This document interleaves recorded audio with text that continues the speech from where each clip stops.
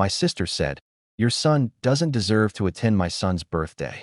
This was after I said no to buying her a luxury car. Everyone burst out laughing. I simply said, "Everyone will get what they deserve." They had no idea what awaited them the next day. My name is Craig. I'm 34, a music producer, a dad to a 7-year-old named Mason, and the older, less shiny sibling in a family that never really hid who their favorite was. I build songs for other people for a living. Hooks, bridges, small miracles on a deadline. But at home I've always been the quiet fix-it guy. The person who shows up with jumper cables, with a checkbook, with a shrug and a sure. I grew up in a 2-bedroom apartment over a nail salon. The soundtrack of my childhood was dryers thudding, voices through thin walls, and my mom whisper yelling at bills. My sister, Lily, learned early that the surest way to get attention was to need something loudly. I learned the opposite. Stay useful, stay small. Later, when I finally had real work, late nights in studios, then small hit after small hit, my family rebranded that old dynamic as Craig is blessed, Craig can help. I didn't argue. When I got my first placement on a charting single, I replaced our parents' broken AC. When my dad's transmission died, I paid the shop. When Lily temporarily needed help with rent, I covered 3 months and then 6. It always sounded temporary. If you ask me what my childhood smelled like, I'll tell you, burning dust when the heater kicks on for the first time in winter. If you ask me what adulthood smelled like, I'll tell you, coffee at 2 a.m., the inside of a rideshare at sunrise, and that weird plastic smell of new debit cards arriving because the old ones maxed out. A few weeks ago, my mother insisted we do a proper family dinner at their place. Roast chicken, paper napkins, the same wobbly dining table from 1999. Mason sat between me and my dad, coloring a dinosaur with a highlighter. Lily came in 15 minutes late in a white tracksuit and sunglasses like she was avoiding paparazzi in our cul-de-sac. She kissed my mom's cheek, glanced at my son's shoes, and said, "Still doing hand-me-downs?" I swallowed that and kept cutting Mason's chicken. Halfway through dessert, Lily tapped her spoon against the bowl. "Okay," she said, bright and casual. "My car died for real this time. So, Craig, I sent you the links for the G-Class I want. The matte one.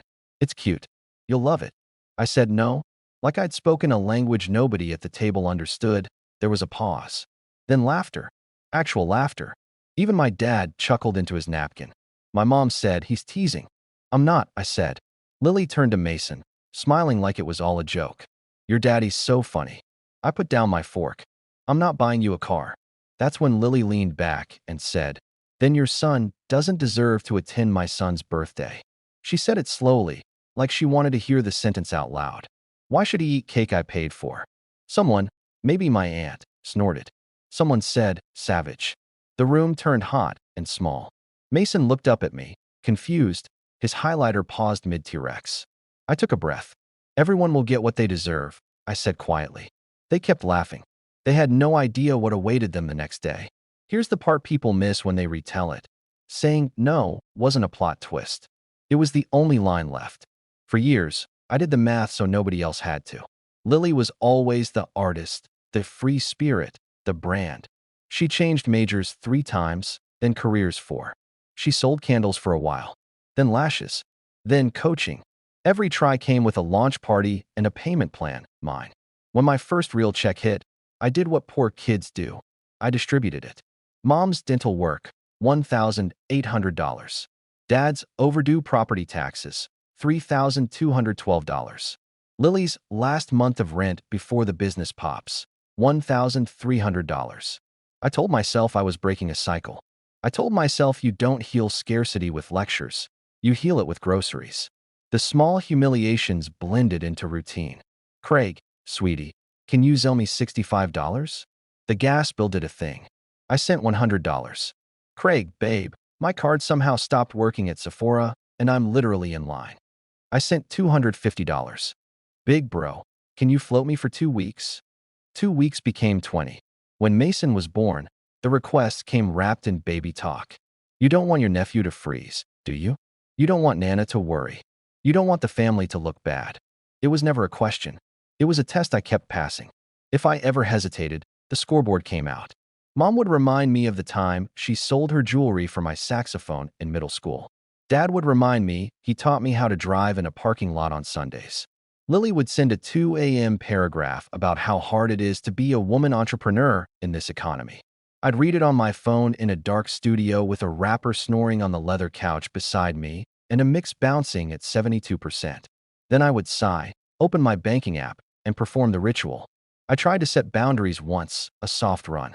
Hey, let's make a budget together. Lily rolled her eyes. Mom smiled like I'd brought home a finger painting. Dad said, real men don't nickel and dime family. The next week, I covered a $312 tow because a real man doesn't let his sister stand on a median. The problem wasn't one ask. It was the economy of our house. Lily's wants were emergencies. My emergencies were character flaws. The last year amped everything up. My career finally hit a stable stride. Steady placements, a couple of hooks that did real numbers, a sync deal that paid for Mason's school. That's when Lily rebranded again. Interior stylist.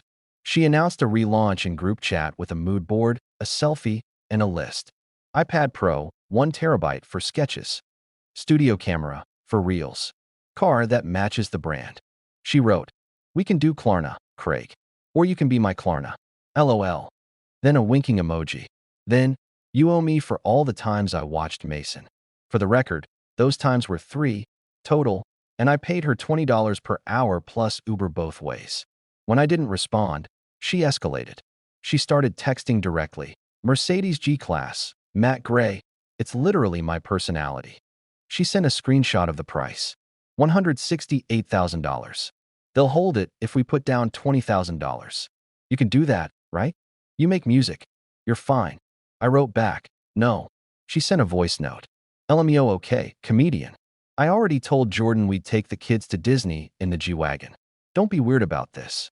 Then came the group thread performance. Family, Craig is acting brand new. Laugh emojis. My aunt typed. You know he always comes through. Mom, Craig has a big heart. Dad, your sister needs stability so she can build. Be a man. I typed, then deleted. Typed, deleted. 2 days later, Lily called while I was comping vocals. If you say no, then Mason doesn't come to Jaden's party. Simple. There was music behind her, something with a tinny bass. She didn't sound angry. She sounded bored. Boundaries, she said, like it was a new word she had learned on a podcast. This is mine. Lily, I said, keeping my voice low so Mason in the other room wouldn't hear the edge. That's your nephew. Then act like a brother, she snapped and hung up. That threat turned into a group policy within 24 hours, because nothing spreads faster than something cruel that looks like a joke. If you love family, you show up, Mom texted. You can't pick and choose. Then, it's one car. Dad called and launched into a speech about fathers providing. I let him talk for 5 minutes before I said, I provide for my son. He said, exactly. The night before that dinner, Lily sent me an invoice in Notes app font, like a meme. Emotional support, $999. Babysitting, unpaid $1,200. Exposure from tagging you, $50,000. Being my sister, priceless. I stared at it, exhausted. I closed it.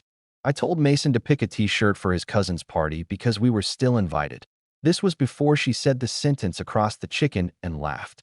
He picked one with a skateboard on it. He asked if Jaden would have a piñata. I said yes, because I still believe people only said the worst thing once, for attention, then walked it back. They didn't. At that dinner, after she said, your son doesn't deserve to attend my son's birthday, nobody corrected her. My mom's mouth did a tight smile. My dad poured more iced tea. My aunt whispered, that's harsh, but she was smiling when she said it. Lily kept eating like she'd measured, cut, and served a truth. Something shifted. Not anger. Not even hurt. Just a clean, hollow click. I paid for everybody's DoorDash on the way home because that's what my muscle memory did when I felt bad. I fed people. I tucked Mason in. I sat on the edge of his bed and watched him sleep with his small hand on a plastic T-Rex under the nightlight glow. Then I went to my desk and opened a new note. Title, Boundaries. The next morning was Jaden's party. It was all balloons and sugar, an inflatable slide, a rented cotton candy machine, 16 kids with faces painted like tigers. PAW Patrol on a Bluetooth speaker. The driveway had a sign that said, Welcome, Jaden's crew, in foil letters. Right under it, the rule. No gifts over $100. Experiences only. Lily's brand of humble. I parked down the street because I know how my family works and I wanted 30 seconds to breathe before I walked into it. Mason squeezed my hand. Do I give him the card now? He asked. We'd made it together. A drawing of a blue car, $5 folded inside from his allowance. It looked small in my palm. As we stepped up the path, Lily saw us and lifted her chin. Jordan, the on-again, off-again father of her son, stood beside her holding a balloon bouquet like a shield. My mom hovered, eyes bright with the thrill of hosting. My dad adjusted the grill, the man whose favorite thing is control wrapped in hospitality. Lily's smile didn't reach her eyes. Oh, you came. I kept my voice even. We won't stay long. She looked past me at Mason. Sorry, baby. Today is for people who support the family. My son blinked like he was waking from a nap he didn't mean to take. Auntie, Lily, I said. She shrugged. Did you bring the keys to my car? And that was it. The tiniest hinge swinging the heaviest door. I crouched to Mason's level. Buddy, can you go sit with Grandpa for a minute? He nodded, confused, clutching the card. I stood, looked at my sister, and I did the thing I've avoided my entire life. I made it simple. No, I said. And we're leaving. She laughed. You're seriously doing this here? Mom stepped in. Craig, don't cause a scene. Children are present. You caused the scene yesterday, I said. You said my son doesn't deserve cake.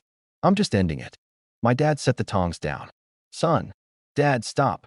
My voice came out calm and low, the voice I use at 4 a.m. when a singer is crying in a booth and the take we need is one boundary away. I've paid for braces, brakes, power bills, storage units, deposits, and dinners.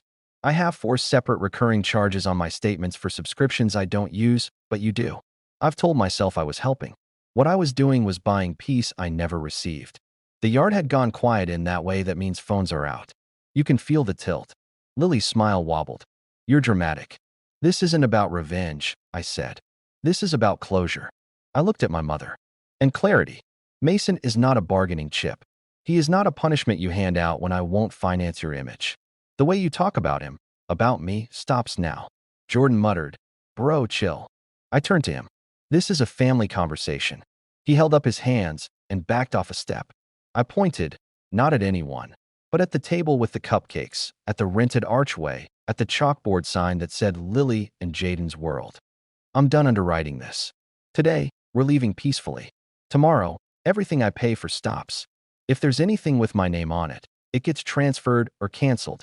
If there's money you owe, we'll put it in writing like adults. If you want access to my son, you treat him with respect. If you want access to me, you use a complete sentence that doesn't include a dollar sign. Lily's eyes went glassy and hard. So you're punishing us. I'm accepting who you are, I said. And I'm choosing who I am. A tiny voice behind me. Dad? Mason. I turned. His mouth trembled. Can I give Jaden his card? I nodded. Of course. Mason walked over, held the card out. Jaden took it, looked at his mom, looked at my son, and hugged him. Kids know the truth faster than adults. Thanks, he whispered. We left. No slamming. No last word. Just my hand on my son's shoulder, guiding him past the foil letters, down the sidewalk, into our car. As I buckled him in, I heard my aunt say, he means it, like she'd spotted a weather front on the horizon and wanted to be the first to announce rain. People think the next part was loud. It wasn't. It was a quiet, administrative storm. At home, Mason asked, did I do something bad? No, I said. You did everything right. Grown-ups made a bad rule. We don't follow bad rules. He nodded slowly, processing. Then he asked if we could go get fries. We did. We ate in the car, shoes off, radio low, the late sun turning the parking lot gold. On the way home, he fell asleep. I carried him in, kissed his hair, and let myself feel the sting behind my eyes for exactly 1 minute, timed on my phone. Then I opened my laptop. I made a list. Mom's phone on my family plan. Dad's pickup insurance I'd been temporarily covering. Lily's storage unit, my card on file, of course. 2 streaming services, a music app, and a gym membership I have never visited. The $4,800 IOU Lily texted last spring with, I swear by Christmas. The $950 refundable deposit for a pop-up she canceled. I put dates next to each and dollar amounts. Then I drafted 4 emails. To Mom. Effective tomorrow, I'm removing non-household lines from my cell plan. I'll send you the steps to port your number. To Dad. Your insurance payment switches to your card on the 1st. Here are the details. To Lily. Attached is an itemized list of money you owe me, with dates. Let's set a realistic payment plan. If you'd like to dispute anything, send receipts. To everyone. New boundary. I am not a lender. I am not a guarantor. I am your son/brother. If you need financial advice, I can help you find a counselor. If you need money, ask a bank. I reread each message for heat and deleted every spicy sentence. No digs. No history lessons. Just facts and the door I was closing. At 9:13 p.m., my mom called. I let it go to voicemail. At 9:14, Lily called. At 9:15, Dad. By 10:02, I had 27 missed calls and a family group thread that looked like a slot machine. I made tea. I answered none of them. The texts shifted like weather. Phase 1, humor. LOL, Craig is doing policies now. Send a calendar invite. Laugh emojis. Phase 2, guilt. Your grandmother would be ashamed. We're family. You're tearing us apart over a car? Phase 3, anger. You've always thought you were better. Music money has you confused. You're selfish. You're not invited to Thanksgiving. Phase 4, bargaining. Okay, not a G-Wagon. What about a used one? We'll pay you back quick. I sent the same reply to each. Please see email. On Monday morning, the phone plan change went through. My mom texted from a new number, frantic. I can't get into my Instagram. I sent her the carrier's support link. My dad called from work to announce I'd embarrassed him. I told him the agent at State Farm was kind and efficient. He hung up. Lily posted a story, a black background with white text. When family turns their back because they hate to see you win. The next clip was her crying. Then an affiliate link for lip gloss. I muted her. The second wave rolled in from the extended family. I heard you're cutting off your mother. I heard Mason wasn't allowed cake. I heard you're suing your sister. Rumors have legs. Truth takes the bus. I didn't feed any of them. I sent one message out. I love my family. I am setting boundaries. That's all. Then came the practical fallout. The storage unit auto-charge failed.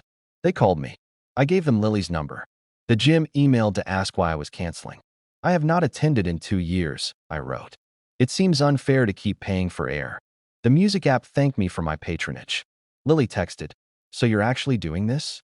Yes, I wrote. You're ruining Jaden's life, she said. He needs stability. Then you will provide it, I wrote back. I will provide for my son. She sent a photo of Jaden's face. A pout, like a weapon she didn't mind using. I put my phone face down and did dishes. That week, I spoke to a financial counselor and asked how to formalize the debts without turning my life into court. She suggested a simple contract and realistic terms. I sent Lily a doc for $1,800, payable at $200 per month starting next month, late fee $0 because I don't want to be her bank. If you miss 3 payments, we're done talking about this, I wrote. I release it. You release me. She replied, delete my number. 2 days later, my mom came by unannounced. She tried to push past me into my house the way moms do when they can still pretend you're a teenager with dishes in your room. I stepped into the doorway. Mom, we can talk on the porch. She looked at Mason's shoes by the door. You're not the boy I raised. I know, I said. I became the man I had to be. She stared at me for a long second, then did something I wasn't expecting. She softened. You know your sister, she said, like she was explaining the weather. She says things. She said them about my son, I said. And you laughed. My mom's mouth trembled. The truth landed where it needed to. She nodded, once, like a chalk mark on a board. Then, what do you need me to do? Tell the family the rule, I said. Mine. If anyone uses Mason to punish me, they don't see him. If anyone asks me for money, the answer is no. If anyone has something kind to say, the answer is yes. She nodded again. Okay, she whispered. Okay. When she left, she hugged me like she meant it, not like a squeeze to move me into position. The call slowed. The post got quieter. The silence from Lily wasn't empty. It was sharp and humming. I could feel the story she was telling strangers about me, but for once I didn't try to edit it. I built a new routine. Mornings were for Mason's breakfast and school run, afternoons for stims and mixes, evenings for Legos and baths. At night, after he slept, I worked on my own EP, something I'd put off for years because other people's deadlines always ate mine. On the fourth night of the new quiet, my phone lit up at 1:11 a.m. Lily. I let it ring out. Then a text. I can't pay the storage. They'll sell my samples. I typed and deleted 10 replies. I landed on, I hope you figure it out. Craig, she wrote, the first time she'd typed my name without a joke attached to it in months. Please. I turned the phone over, face down, and went back to the chorus. The hook wanted to be simple. It wanted to be one line you could sing while doing dishes. I recorded a take in a whisper and smiled at the waveform. The line was nothing fancy, just true. What I don't owe, I can finally give. In the morning, I took Mason to school. He ran back for a second hug. Do I still have a cousin? He asked. Always, I said. Even when grown-ups are figuring themselves out. I meant it. Boundaries aren't gates to lock. They're fences to lean on while you talk through it. But somebody has to hammer them into the ground first. It didn't end with a confession or a big speech where Lily apologized in a movie monologue. It ended with a Tuesday. On that Tuesday, a letter came from the storage unit. Auction notice. I forwarded it to Lily, then set the phone down. 10 minutes later, my mom called. Not frantic, just steady. We'll figure it out, she said. I'm taking her to sell some things. I told her she has to call and make a plan that isn't Craig will fix it. Thank you, I said. That evening, I drove Mason to the park. He raced a kid on scooters, slid down the slide on his stomach, laughed so hard he hiccuped. The sky was clean blue, the kind that looks edited. I sat on the bench and exhaled. No buzzing phone. No math in my head. Just my son in front of me, unbothered by cars he'd never ride in. When we got home, there were 3 envelopes under my door. One from the cell carrier confirming the line change. One from the insurance company confirming the card switch. And one handmade card with messy letters. Uncle Craig, sorry about my MOM. Thank you for the $5. Love, Jaden.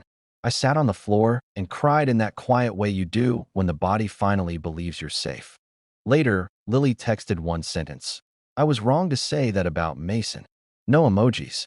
No pivot. I typed, thank you. Then, before I could talk myself out of it, I added, when you're ready to make a plan for the debt, I'm here. When you're ready to see Mason, you can apologize to him, not to me. He remembers. She wrote back, okay. I'm not pretending we became a new family overnight. There are old grooves our wheels want to fall into. Money is still a language we don't speak well together. But now there's a sign posted in all caps on the road we used to take. Not this way. If you want the moral, here it is, plain, the way I wish someone had said it to me at 22 when I started passing every test they handed me. You don't owe people your peace to prove you love them. You don't owe them your future to fix their present. You owe your kid a dad who can look him in the eye and say, you're safe. I'm steady. I thought everyone will get what they deserve sounded harsh when it left my mouth. Now I hear it differently. It wasn't a threat. It was a promise to myself. I will get the life I deserve because I'll stop trading it for someone else's version of love.